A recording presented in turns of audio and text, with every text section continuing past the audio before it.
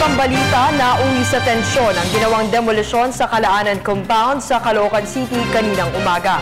Ito ay matapos manlaban ang ilang mga residente doon. Ang ulat mula sa Parapina. Nagkaroon ng matinding tensyon sa demolisyon sa Kalaanan Compound sa lungsod ng Caloocan.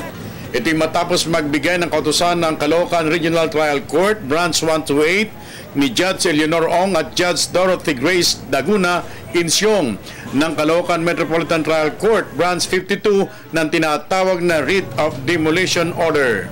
Expected sana namin magiging peaceful yung demolition. Kaso nga lang, unexpectedly, marami ng bato.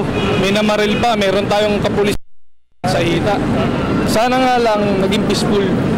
Kaso may maximum tolerance naman natin, kaso wala tayong magagawa. Batay sa court order, pagmamayari ni Ramon Natividad Misi at kalahating hektaryang lupain ito. Giit ng ilang residente, may mosyon sila sa korte para makahingi ng tinatawag na temporary restraining order, ngunit sinasabing ibinasura na ito ng Court of Appeals. Sa Caloocan wala kaming laban kaya nag-certiorari na nga kami. Ngayon sa certiorari case namin, praying for temporary restraining order at saka yung grave abuse of discretion. Binato ng ilang residente ang mga pulis at ang ilang mga miyembro ng demolition team. Sugatan ang 6 na individual, kabilang ang 2 court sheriff at 4 na pulis matapos tamaan ng bato. May kahoy, bote at ilang pangit mga ito habang tinamaan naman ng sumpak o homemade na baril ang isang pulis. Agad namang naisugod sa malapit na ospital ang mga sugatang pulis. Samantala, naaresto ang mga residenteng sina Edwin Cantos, isa sa mga nambato sa demolition team, at si Junior Orlando na manoy nagpaputok ng baril sa isang pulis. Unti-unti nang humupa ang tensyon sa nagdulot ng pagkasikip sa daloy ng trapiko.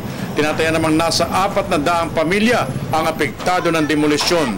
Sa bandang huli, nagkaisa at nagkusa na lamang ang mga residente na sila gumiba ng mga kabahayan at maghanap na lamang ng kanilang malilipatan. Sabihin nyo sa presidente nyo kay Loreto, Aban Loreto, kung anong plano niya rito. Walang plano kasi.